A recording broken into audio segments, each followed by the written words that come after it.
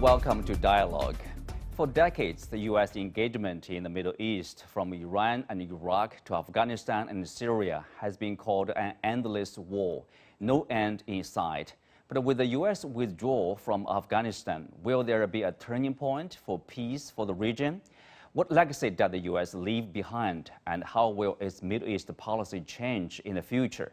To discuss these issues and more, I'm joined by John Ross, Senior Fellow from the Chongyang Institute for Financial Studies at the Renmin University of China. That's our topic. I'm Xu Qinduo.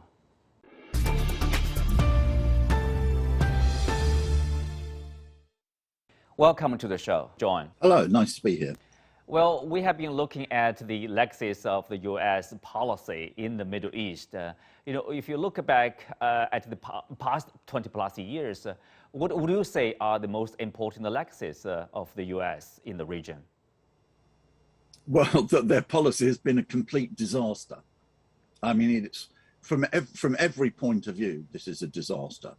Obviously, the most devastating consequences are in the Middle East itself. If you take both policy, after the invasion of Iraq, the bombing of Libya, the civil war in Syria, in which the US was deeply involved, hundreds of thousands more, probably well over 1 million people have died. Several countries have been completely devastated. Libya, for example, which was once the highest, richest country in Africa with the highest per capita GDP, has become a country in which slaves were openly sold. So this is the first disaster. The second disaster is that terrorist organizations, which before the American interventions were very weak, for example, whatever you think of Saddam Hussein in Iraq, Al-Qaeda and terrorist forces in Iraq were absolutely insignificant before the American invasion. So jihadist terrorist organizations have become extremely powerful. It has led to the death of, in addition to, say, well over 1 million people in the Middle East, the deaths of thousands of American soldiers. And it's cost the United States hundreds of billions of dollars. It's difficult to think of a policy that's been a more complete failure. Well, if you look at the issue, the situation from the point of view of human rights, for example, for those who are lucky, I guess, they were not killed. They were forced to be displaced in their country or forced to flee their country as refugees, probably to seek some asylum in other regions, other countries. But as refugees, they are not really, truly cared or loved or taken care of. So they are creating a lot of problems, I would say. From the point of view of human rights, how do you see this situation? Well, I think it shows that the United States has got a totally false conception of human rights. It declares that the most important human right in the world is something like the question of whether you can use Facebook or not, or certain particular specific forms of democracy. And this is not true. For, as we've seen in the Middle East, for literally hundreds of millions of people, the biggest risk is to stay alive. Or if second biggest risk is, you should say, is not to have to flee your country as a refugee.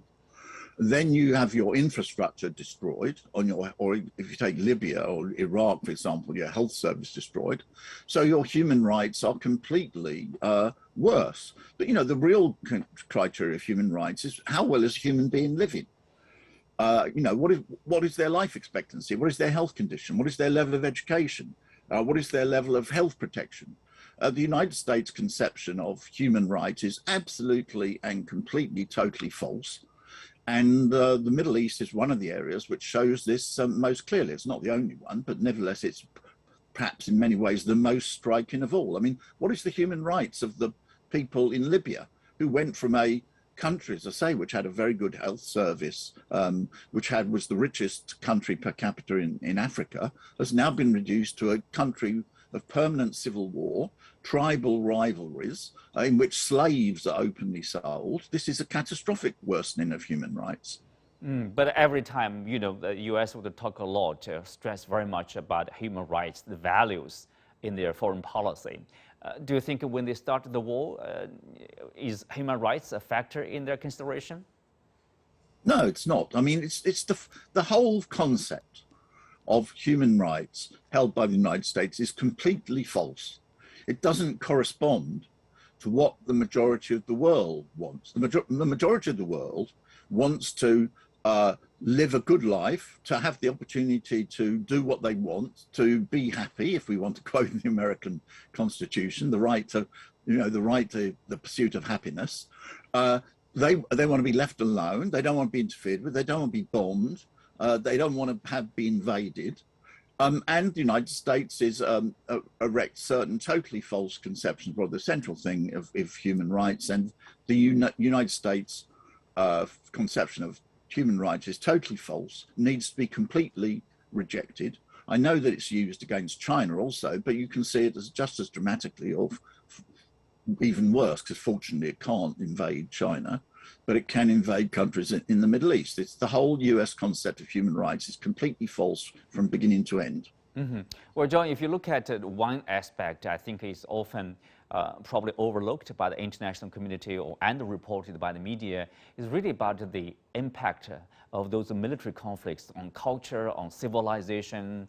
For example, after a few days later, after the U.S. invaded Iraq in the year 2003, the National Museum of that country was pillaged, plundered, and 15,000, I would say, antiquities were looted. So what kind of impact, what kind of loss to Iraq, probably to the Muslim world in terms of culture, in terms of civilization? Well, I would say it's not even just for the Muslim world. I mean, Iraq is one of the first centers of human civilization, that is, humans living in cities. China, Egypt, and Iraq are the countries in which human civilization originated. So this is a catastrophic loss, not merely even for Iraq. Obviously, for Iraq, it's devastating. For the Muslim world, it's terrible, although, of course, Iraq, at the origins of Iraqi civilization, was not a Muslim country. It only became a Muslim country later. But nevertheless, great artifacts of the Muslim religion have been destroyed. And this is a loss, I would just say this is a loss for the whole of humanity. I mean, from my point of view, the loss of human life is even worse. But the loss for the culture of humankind is absolutely terrible loss. Mm-hmm. Another aspect, of course, is the U.S. sanctions. Sanctions are important, the U.S. Policy tools against countries like Iran, like Syria, and other countries. Let's focus on Iran, for example. The sanctions have been going on for years. How do the sanctions impact the lives, the economy of Iran? In particular, now, how does it impact the Iranian ability, probably, to handle the COVID-19, for example? It has very negative consequences because it means it lowers the economic potential of Iran. It cuts off supplies of many goods, and it lowers, therefore, the living standards and therefore the health of the Iranian people. And we know perfectly well that disease strikes hardest at people who are already suffering or whose economic or social conditions are pressed down. So this is very negative. Also, it's an outrageous violation of the international order. After World War II, there was agreement that the body which could impose sanctions, if it wished, was the United Nations Security Council, in which some cases it has imposed sanctions on countries. But the United States has taken upon itself the unilateral right to declare sanctions, which will kill many thousands, many thousands is an underestimate. It will kill at least tens of thousands and possibly hundreds of thousands of people by the unilateral actions of the United States. So it's a grave attack on Iran, and it's a grave violation of the international order. One justification for the U.S., they often talk about is really to spread the democracy, the U.S.-style democracy in this region. For 20 plus years, have you seen any successful sign of U.S.-style democracy in any countries in this region? Well, no, that leaves aside the question whether American-style democracy is desirable. Anyway, given the problems of the internal United States and the domination by billionaires, etc., and the great political divisions in the United States, it's doubtful that imposition of American-style democracy would be a good thing. But anyway, there is no indication of the successful introduction of of American-style democracy into the Middle East. Instead, you have the rise of terrorist organizations, and as I say, horrific situations in countries like Libya. So it's just a joke that what you have is the introduction of American-style democracy, even if it was desirable. Mm-hmm. Another issue related to U.S. military operations is, for example, the Iraq War. It was based on the fake evidence. It was without the UN authorization. And despite the millions of Iraqis, either being killed, injured, or displaced, nobody was held. No U.S. politicians was ever held accountable. And a recent example would be the airstrike, that killed 10 Afghan civilians, including 7 children. And a report of the investigation by Pentagon says it was honest mistake and nobody would be punished. So it gives the sense of there's impunity for the U.S. military, for the U.S. soldiers operating in these regions. Well, yes, but that's the American conception. If you look at the conditions under which even leave aside even the question of war, I'll come back to that in a minute. If you look at the countries in which the US military is stationed, the US demands that they be exempt from the laws of those countries. Therefore, they are not subject to normal criminal proceedings regarding crimes, and very serious crimes have been committed by American soldiers. There's a terrible situation, for example, in Okinawa, which is part of Japan. But in war, yes, I mean, we know that there have been terrible crimes which have been committed and which have gone unpunished. So this is just a part of this policy.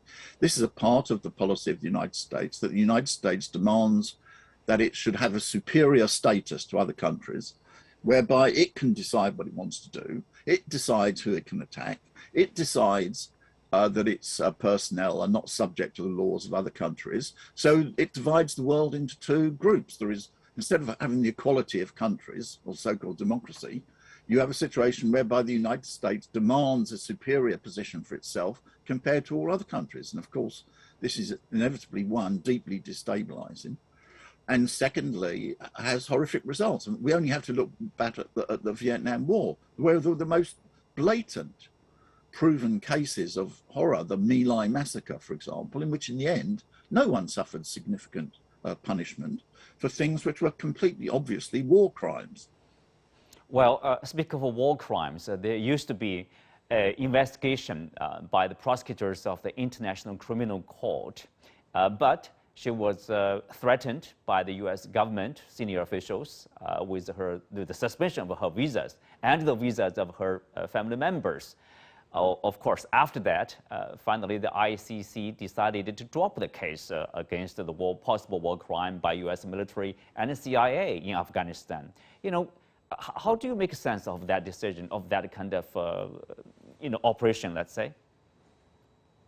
It's part of the United States view. It's the United States sometimes declares its foreign policy as a U.S. exceptionalism. It's not U.S. exceptionalism, it's U.S. supremacism.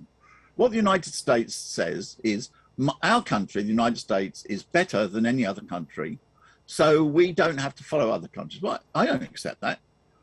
My country is different to the United States, but I don't think it's less good than the United States. I know that China is different to the United States, but no self-respecting Chinese person is going to admit or think that China is less good than the United States. I don't think any country in the world should think it's less good than the United States. They're all different.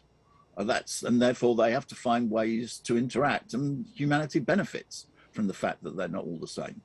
But the United States wants to impose that there are 2 categories of country in the world. One, the United States, which is superior to everybody else.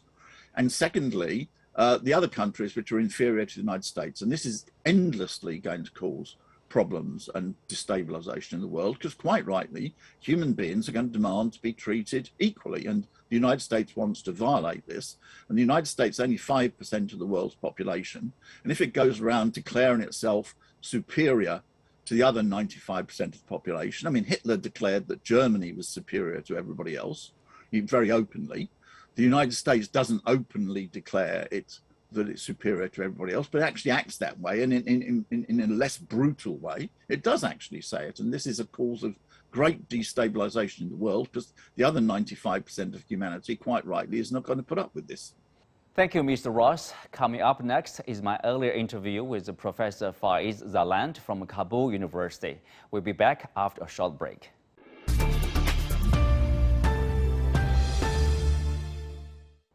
Now joining me is Professor Faiz Zaland from Kabul University, Afghanistan. Welcome to the show, Professor.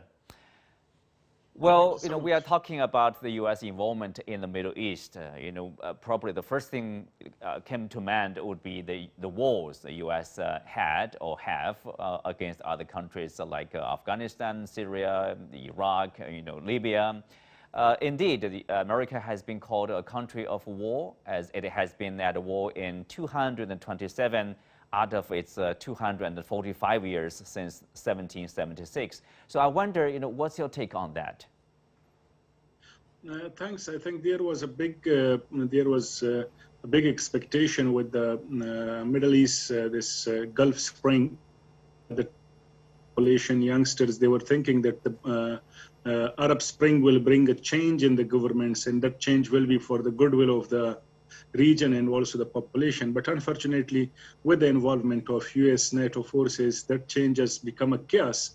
What is happening in Libya, what's happening in Yemen, what happened to Iraq, what's happening in Syria, these are all those humanitarian catastrophes, chaoses which has dealt with thousands and millions of people been displaced, casualties and killed. So US recently, the international relation that US is leading by realism, by war and visions, it has created a lot of devastation. What happened in Korea War and Vietnam, and then Somalia and Balkans, and then now in Afghanistan. These are all those areas where US failed its visions, and it has created a lot of human catastrophes. Mm-hmm. Well, of course, if you take a look at this, the legacy of the U.S. involvement in the Middle East as it shifts its attention to Asia, or some would say they are trying to withdraw from this region, probably it's time to take a look at their legacy. But one of the legacy probably is, the victims of war. That means the civilians, the loss of the lives of civilians. According to one figure, over 387,000 civilians have died violent death as a direct result of wars by the U.S. In the past 20 years since 9/11, probably 2001. And also, latest case, or recent case, I would say, in Afghanistan, in Kabul, the drone strike. So you see the killing of 10 civilians, including 7 children. I mean, as someone living in Kabul, what's your response to that? Democracy means respect for people, for the people's wishing their freedoms and rights. But we see with all these invasions and these bombardments and these drones, what happened in Afghanistan and then what happened in Iraq and Syria and Yemen. These are all those big human rights violations that US have committed. I think the court, the Hague Court, the International Court for looking after such kind of violations, should deal with these, and UN, United States, and then Human Rights, United Nations, and then Human Rights Council should look after such cases. In Afghanistan, it is not the only one case in Kabul. There were so many cases in Kandahar and Shindan and Kunal and Host. Such violations happen, and they are like Afghan people are still wishing the international communities, the international organization, that they will look after such cases. Investigation will be there, and those people who committed such crimes, they must be trialed. Mm-hmm. So the Afghan people are still waiting for answer or for accountability. But if you look at this, I would say, response from the Pentagon, they did investigate the case, and they produced a report. According to the report, it found no violation of law, including the law of war. And then a lot of people expressed their concern that such a report would actually contribute to this sense of impunity, and probably it will contribute to the failure to address the issue of systematic killing of civilians, in particular with the drone strikes, so making, future civilian casualties inevitable. Do you agree with that kind of concern? Yeah, for sure. Look, if we are making other people, other governments, other nations accountable and responsible for committing crimes against humanity, then how can we ourselves be human violators? How can we be the people who created or who are part of the biggest impunities of the century? So making responsible, for example, in the case of Afghanistan, the Taliban now, they are in de facto government authorities, making them responsible for human rights. If we, as a country like US or West, they committed the crimes, they are not looking after that. So what are they messaging? What are they messaging to Afghans, the locally, and then to the rest of the world? What the message they are echoing? Such kind of activities and such kind of decisions, such kind of commitments, it really echoes that it doesn't matter to violate the human rights outside of US, but anybody who is committing crimes against Westerns, if that is American or Western country members, then that be a crime. Rest of the world is not a crime if we kill, if we bombard, if we extrajudicially trace them. But let's focus a little bit on the Iraq war. This destroyed this country on many fronts. There's one figure, after 2003, Iraq's GDP never got back to the level of 1990. And prior to the 1990, 97% of the urban dwellers, 71% of the rural population in Iraq had access to free primary health care.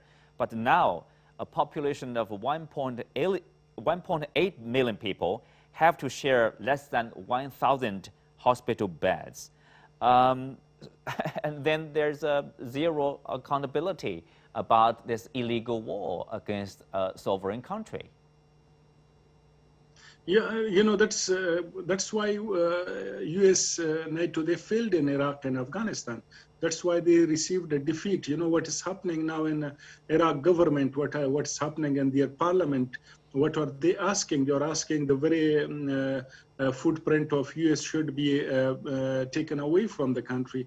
What's going on in Iraq, like day-to-day disruption of civil services, day-to-day disruption of the civil economy and all those things, and the infrastructure, it has all gone into ruin. It has all been damaged and destroyed. So that is what the real result is. Like when we say this external state building process is taken lead by US and then their allies, not only in the current 21st century, but also in 20th century. They were all loots, they were all impunities, they were all fake slogans, they were all human rights destructions, they were all catastrophes. So those catastrophes, that history is still there, and we don't see any lesson learned from all these biggest mistakes against human rights. Mm-hmm. Probably a similar situation, in Afghanistan, of course, the 20 years of war. For the involvement of the Middle East of the United States, they talked about planting the seed of democracy, U.S.-style democracy. Do you see that as a successful effort in the Middle East, Iraq, Syria, Libya, or Afghanistan? Oh, how can we say that? For example, we don't have democracies there. Second, anything which is copy-pasted, it is a failure. Third, the rights and the values that we impose on people, like in Afghanistan or Iraq and Syria, it will never work. What happened in 20 years in Afghanistan, the invasion, it strengthened it, more empowered Taliban rather than Republicans. Now, 20 years, finally they gave all the weapons, the drones, and all these Humvees, the very US M16, M14, and the snipers, and all these weaponaries, and more than billions of dollars weaponaries to Taliban. Taliban were not having any of such weapons and such kind of treasury 20 years before, but US invaded and they left all these very developed ammunitions and weaponry to Taliban. So Taliban become powerful, empowered by the US invasion. The same is happening now in Iraq and Syria and Yemen and Lebanon and those countries where US invaded, and then they empowered the extremists, or they empowered those people that they fought against, or they empowered those structures, authorities that they never believed in democracy. So the democracy has lost its value. The democracy has lost its copy-pasted approach to these countries. Somehow people perceive, generally the nation perceive, that all these values, they are not been respected. They are not the values intrigued in Islamic culture or Afghani culture. The same what we have been hearing and listening to Iraq, and the same thing happens there, imposing a very Western style of living, the very Western style of conducting the civil servants and all these things. But each nation is recognized by its own values, culturally, historically, politically, and then economically. Now imposing such kind of values itself is an invasion. It is itself anti-human rights violation, and it's still a crime. So those crimes have been committed in many of these countries, what we have been referring. Mm-hmm. You mentioned a very good point. You said that every country has its own tradition, its own practice, its own culture. But if you look at the U.S. approach, the foreign policy largely from the West, they would say, oh, there's a universal value. That is democracy, that is freedom. Usually, it's a Western-style democracy. Western-style, you can say, freedoms. Sometimes they would impose those kind of values on countries, on foreign countries. So that kind of practice, of course, produces the problem. Do you see that? That's the problem? Well, this universal value, the very biggest universal value accepted all over the world and universe is the independence. The independence to live in a country, independence for having a right of expression, living the way, having its own.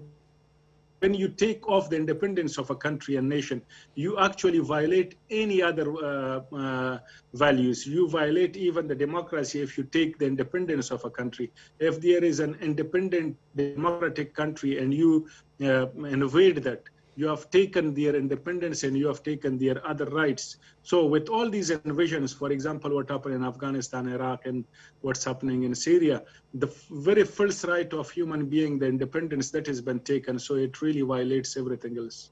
Mm-hmm. Well, overall, if you look back over the past decades or couple of decades, I would say, of the U.S. engagement in the Middle East, including in your country, of course, what kind of comment you would give to the overall performance of the U.S. policy in this region? It should be a lesson learned.